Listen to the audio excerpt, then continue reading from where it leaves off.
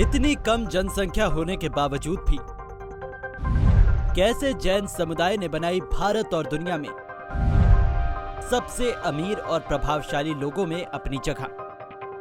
अगर हम भारत को धर्मों का देश कहें तो इस बात में कोई संदेह नहीं होगा।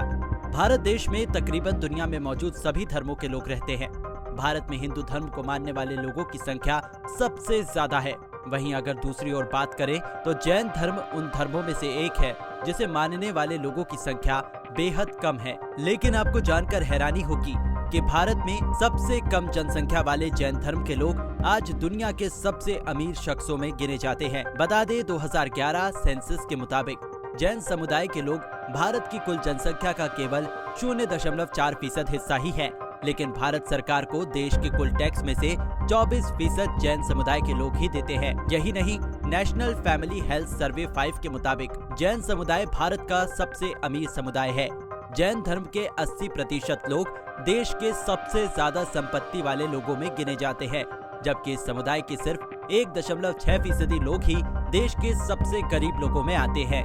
बता दें कि जैन धर्म भारत के सबसे पुराने धर्मों में से एक है। इस धर्म की शुरुआत वर्धमान महावीर जैन ने आज से लगभग 2600 साल पहले की थी। अब सबके मन में ये जानने की बेहद इच्छा होगी कि आखिर ऐसे कौन से कारण हैं जिनकी वजह से जो जैन धर्म हजारों सालों पहले महावीर जैन की शिक्षा लेकर अहिंसा के पथ पर आगे बढ़ रहा था और आज वही धर्म भारत ही नहीं बल्कि दुनिया के सबसे अमीर समुदायों में एक बन गया। शायद इस सवाल का जवाब भी जैन धर्म की शिक्षिकाओं में ही छुपा हुआ है। किसी भी चीज को अच्छी तरह समझने के लिए उसके इतिहास के बारे में जानना अति आवश्यक है। तो आइए आगे बढ़ने से पहले जान लेते हैं जैन धर्म के बारे में कुछ खास बातें।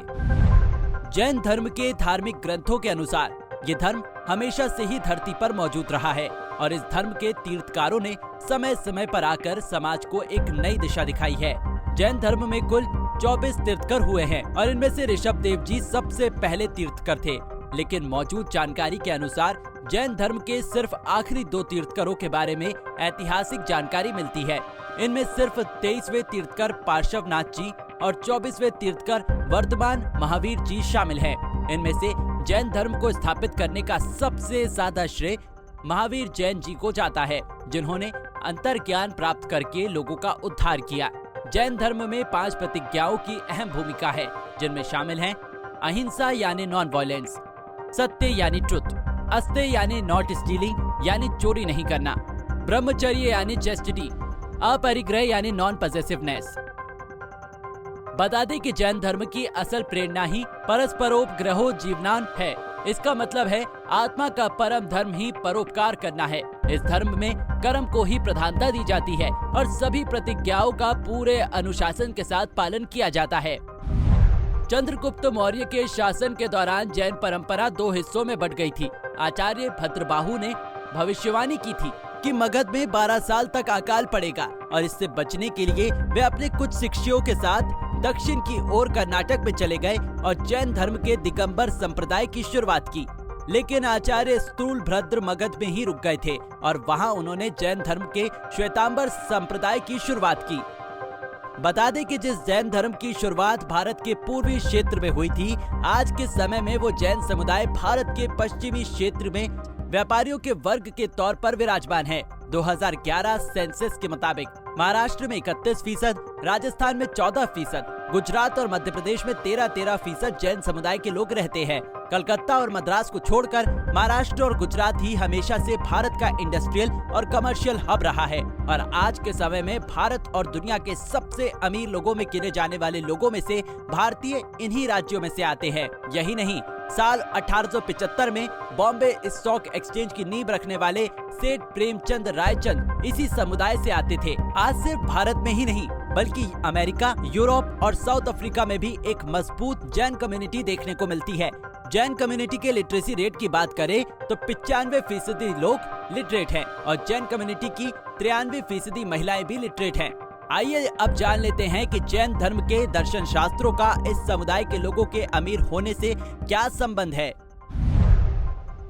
वैदिक काल के बाद से ही भारत की अर्थव्यवस्था खेतीबाड़ी और व्यापार संबंधी कार्यों पर निर्भर रही है, लेकिन अहिंसा की प्रतिज्ञा का पालन करते हुए जैन समुदाय के लोग ना तो युद्ध वर्ग में जा सकते थे और ना ही खेतीबाड़ी कर सकते थे, क्योंकि जैन धर्म का मानना था कि योद्धा वर्ग में बहुत हिंसा होगी और एक इंसान दूसरे इंसान को खत्म कर सकता है। इसके अलावा खेत जोतते समय भी मिट्टी में रहने वाले जीव जंतु मर सकते हैं, इसलिए वे खेतीबाड़ी नहीं कर सकते, क्योंकि इससे भी अहिंसा होगी। इन कारणों की वजह से शुरू से ही जैन समुदाय के लोग खेतीबाड़ी और योद्धा वर्ग में न जाकर व्यापार करने में ज्यादा दिलचस्पी दिखाते हैं।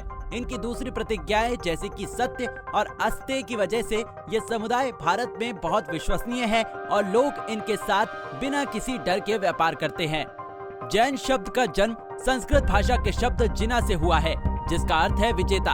और बता दें कि जैन कम्युनिटी अपने सिद्धांतों पर पूरी तरह खरी उतरती है। साल 2014 में भारत सरकार ने national commission for minorities act 1992 के तहत जैन कम्युनिटी को माइनॉरिटी रिलीजन का स्टेटस प्रदान किया। लेकिन बता दें कि इस कम्युनिटी ने आज तक कभी भी अपने माइनॉरिटी कार्ड का इस्तेमाल नहीं किया। जैन समुदाय ने भारत जैसे विविध देश में अपने साथ साथ पूरे देश की इस दुनिया के सामने एक अलग पहचान बनाई है और महावीर जैन की शिक्षा को अपने कर्म के जरिए देश की तरक्की में अहम हिस्सा बनाया। हमसे जुड़े रहने के लिए हमारे YouTube चैनल को सब्सक्राइब करें और नई वीडियो की नोटिफिकेशन के लिए बेल आइकॉन को दबाएं।